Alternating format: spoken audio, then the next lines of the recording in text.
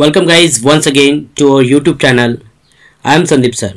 As usual we have taken a lots of video of English reading. In this video lecture also I bring for you a very interesting story by which you will learn lots of things.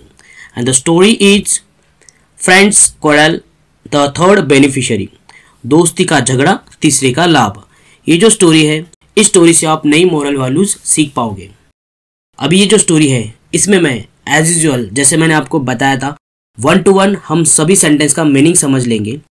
पूरा sentence में जितना भी grammar का part आता है, tense आएगा, part of speech आएगा, direct indirect speech आएगा, जितना भी सेंटेंस आता है वो सारा मैं आपको डिटेल में समझाऊंगा. आपको पूरा वीडियो एंड तक देखना है, कहीं पर भी स्किप नहीं करना है. साथ ही में मैं आपको वर्ड टू वर्ड मीनिंग तो समझाऊंगा, लेकिन जो वर्ड आता है उसका भी मीनिंग हम हिंदी में समझ लेंगे. अब ये वीडियो लेक्चर आपके लिए क्यों है? आप स्कूल में हो, कॉलेज में हो, छोटे हो, बड़े हो, जो कोई भी हो, आप हमेशा इंग्लिश रीडिंग स्टोरी के थ्रू सीखोगे तो जल्दी सीख पाओगे. स्टोरी हमें जल्दी समझ में आती है और स्टोरी सीखने के बाद हम उसको जल्दी लर्न करके रिमेंबर भी कर लेते हैं. तो इस स्टोरी के माध्यम से आपको वही सिखाया जा रहा है जो आपको ज़रूरत है. इसमें आपका स्कूल का पढ़ाई रहेगा. स्कूल के पढ़ाई के अलावा आपको ये एक्स्ट्रा कोकरिकुलम एक्टिविटी है जिसमें इंग्लिश के वर्ड, वोकैबुलरीज और मॉरल वैल्यूज सीखने का मौका मिलता है. वैसे भी आजकल बहुत से स्टूडेंट हैं जो पढ़ाई के अलावा कुछ रीडिंग करते नहीं. तो पढ़ाई के अलावा रीडिंग करना बहुत इंपॉर्टेंट होता है, जो कि हमें बहुत कुछ सिखा के जाता है. आपको पता है इंग्लिश में एक राइटिंग स्किल का टॉपिक होता है जो बहुत मास का होता है. उस राइटिंग स्किल में हमें अपने मन से लिखना पड़ता है सेंटेंस टू सेंटेंस. अगर हमारा इमेजिनेशन पावर ठीक ना रहा तो हम उसको ठीक से बना नहीं पाएंगे. तो ये जो हाइपोथेटिकल माइंड है, इमेजिनेशन पावर है, ये कैसे बढ़ेगा? इसको बढ़ाने के लिए हमें स्टोरी सुननी पड़ेगी. आपको एक बात बताना चाहूँगा. जूने ज़माने में हमारे समय में मोबाइल्स फ़ोन नहीं थे, टीवी भी हमको हार्डली देखने के लिए मिलता था. तो हमारा एंटरटेनमेंट का जो मीडियम था वो हमारी माता पिता थे. माँ गोद में सुलाती थी और वहाँ पे हमें स्टोरियाँ सुनाती थी, जिस स्टोरी से हमारा जो हाइपोथेटिकल माइंड है, मतलब जो इमेजिनेशन पावर है, वो बढ़ जाता था और हम सोचने लगते थे. आजकल के बच्चों को सोचने का मौका ही नहीं है. जब हम स्टोरी सुनते हैं तो हमारी सोच बढ़ जाती है, और जब हमारी सोच बढ़ जाती है तो हमारी पावर बढ़ के हम बहुत कुछ लिख पाते हैं, बहुत कुछ बोल पाते हैं. और ये कब बनेगा? जब आप स्टोरी सुनोगे, स्टोरी को समझोगे. So guys, without wasting our time, in this video lecture we will learn the story and let's get started. मैं आपको कर्सर के थ्रू 1 to 1 सेंटेंस रीड करूंगा और उसका हिंदी में मीनिंग बताऊंगा. वंस अपॉन अ टाइम, एक समय की बात है. 2 cats live in a dense forest. एक घने जंगल में 2 बिल्लियां रहती थी. LIVED लिव्ड यहाँ पे आया है, मतलब यहाँ पे सिंपल पास्ट टेंस होता है. डेंस फॉरेस्ट का मीनिंग होता है घना जंगल. जैसा कि अमेजोन फॉरेस्ट है, इसको भी घना जंगल कहा जाता है. They were very good friends, वे बहुत अच्छे दोस्त थे. वन डे, एक दिन, they find a piece of butter, उन्हें एक मक्खन का टुकड़ा मिलता है. And they both start arguing about dividing it equally between themselves, और वे दोनों इसे आपस में बराबर बांटने के लिए बहस करने लगते हैं. यहां पर देख सकते हैं आर्ग्यूइंग का मतलब होता है बहस करना, तू मैं करना. दो व्यक्ति के बीच की बात को हम बिटवीन वर्ड यूज करते हैं. हाउएवर का मीनिंग होता है हालांकि. They could not reach any decision, वे किसी निर्णय पर नहीं पहुंच सके. So they decided to seek help from a clever monkey, इसलिए उन्होंने एक चतुर बंदर से मदद लेने का फैसला किया. सीक का मतलब मांगना, लेना. डिसाइडेड का मतलब निर्णय करना. यहाँ पे ईडी लगता है तो वर्ब सेकंड का फॉर्म आएगा. ये भी सिंपल पास्ट टेंस का ही सेंटेंस है. क्लेवर का मतलब होता है होशियार. The monkey with his cleverness, बंदर उसकी होशियारी के साथ. क्लेवरनेस ये एडजेक्टिव का फॉर्म होता है. What is the adjective? जब हम नाउन की स्पेशलिटी दिखाते तब वहां पे एडजेक्टिव आता है. तो मंकी के बारे में यहाँ पे स्पेशल स्किल बताया जा रहा है, क्लेवरनेस मतलब होशियारी. तो ये एडजेक्टिव है सेंटेंस में. Pretended to divide the butter into 2 parts and ate the entire butter one by one. बंदर ने अपनी चतुराई से मक्खन को 2 हिस्सों में बांटने का नाटक करते हुए एक एक करके पूरा मक्खन खा लिया। यहाँ पर प्रिटेंडेड का मीनिंग होता है दिखावा करना। पार्ट्स, 2 पार्ट्स को डिवाइड किया और एट का मतलब खा लिया। ईट का मतलब खाना, वर्ब का फर्स्ट फॉर्म, और वर्ब का सेकंड फॉर्म आता है एट मतलब खा लिया। एंटायर मतलब पूरा का पूरा, और बटर का मतलब मक्खन, पूरा का पूरा मक्खन।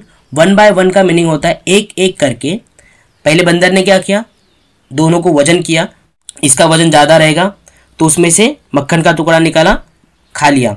फिर दूसरे हिस्से में मक्खन कम गिर जाता तो उसका मक्खन लेके फिर से खा लेता। ऐसा कर करके उसने, दोनों का बैलेंस नहीं आ रहा था और अंत में वो पूरा का पूरा मक्खन उसने उसी तरह से बैलेंस करते करते खा लिया। इनटू का मीनिंग मैंने बताया है, ये प्रीपोजिशन है जिसे हम इनटू को यूज करते हैं। कोई चीज बाहर से अंदर जाती है तो इनटू को यूज करते हैं। Living nothing for the 2 cats, और दोनों बिल्लियों के लिए कुछ भी नहीं छोड़ा। लिविंग का मतलब होता है छोड़ना और नथिंग का मतलब कुछ भी नहीं, तो कुछ भी नहीं छोड़ा। सेइंग दिस, ये देखते हुए, ये सी वर्ब है जिसको आईएनजी लगता है तो सेइंग आता है। ये प्रेजेंट पार्टिसिपल है जहाँ पे आईएनजी लगता है, तो सेइंग दिस, ये देखते हुए, the cats learn a very important lesson, बिल्लियां बहुत ही महत्वपूर्ण सबक सीखे।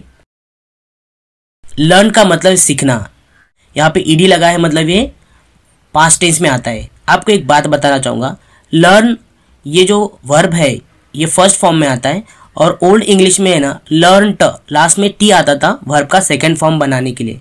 लेकिन अभी जो नई मॉडर्न इंग्लिश आ रही है यहाँ पे LEARN लगता है वर्ब का सेकंड फॉर्म दिखाने के लिए।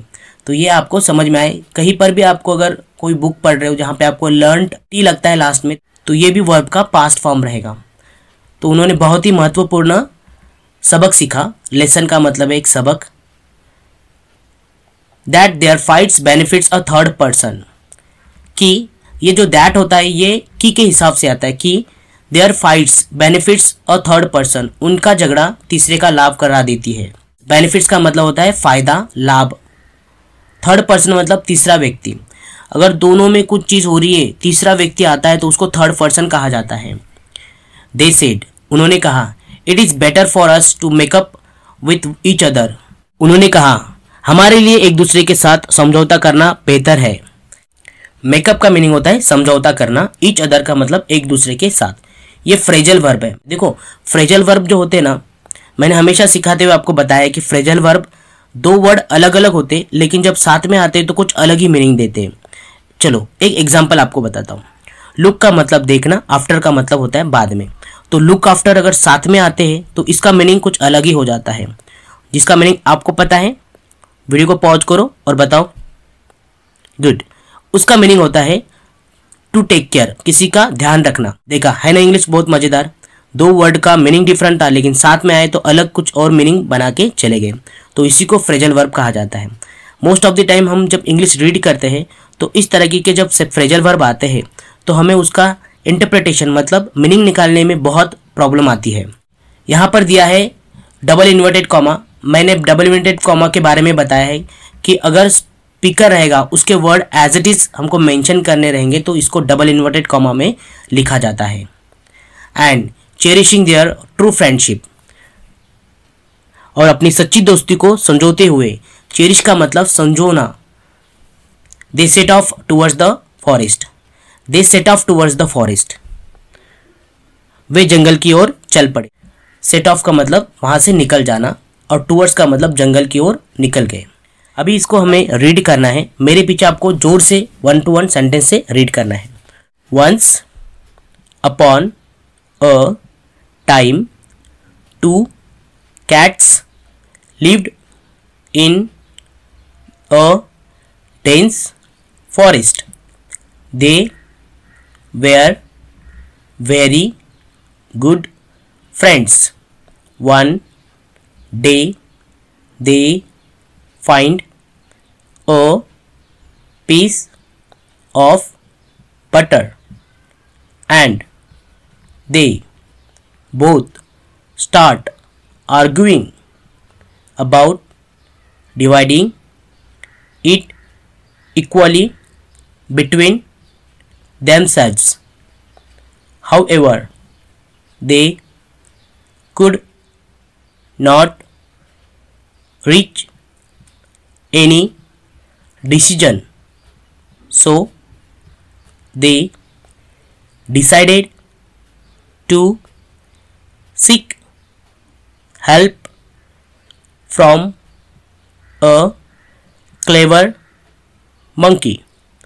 The monkey, with his cleverness, pretended to divide the butter into two parts and ate the entire butter one by one, leaving nothing for the two cats. Saying this, the cats learned a very important lesson, that their fights benefit a third person. They said it is better for us to make up with each other and cherishing their true friendship, they set off towards the forest. इसी के साथ guys मैं इस entire story का आपको meaning समझाना चाहूँगा। तो स्टोरी कुछ इस तरह की है।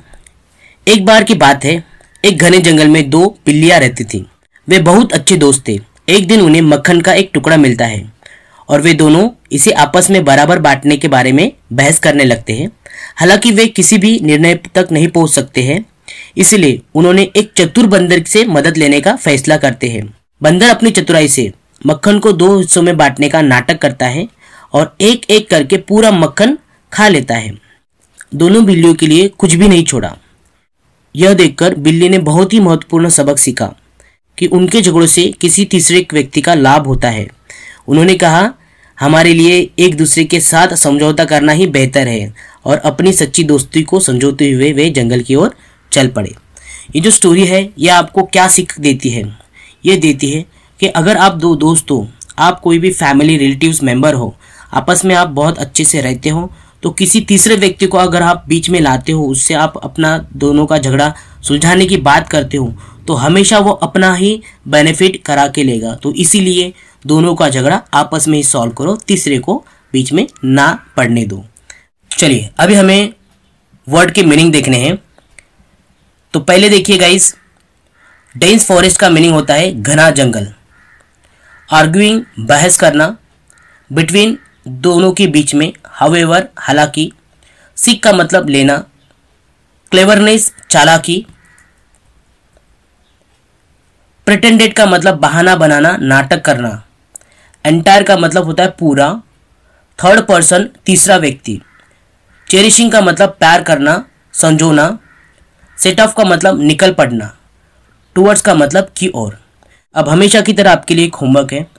ये जो वर्ड मैं आपको दे रहा हूँ, इन सारे वर्ड को आपको आपके लैंग्वेज में, आपके सेंटेंस में रखना है और एक नया सेंटेंस बनाना है, जिससे आपकी इमेजिनेशन पावर बढ़ेगी और राइटिंग स्किल भी उसी हिसाब से बढ़ेगी।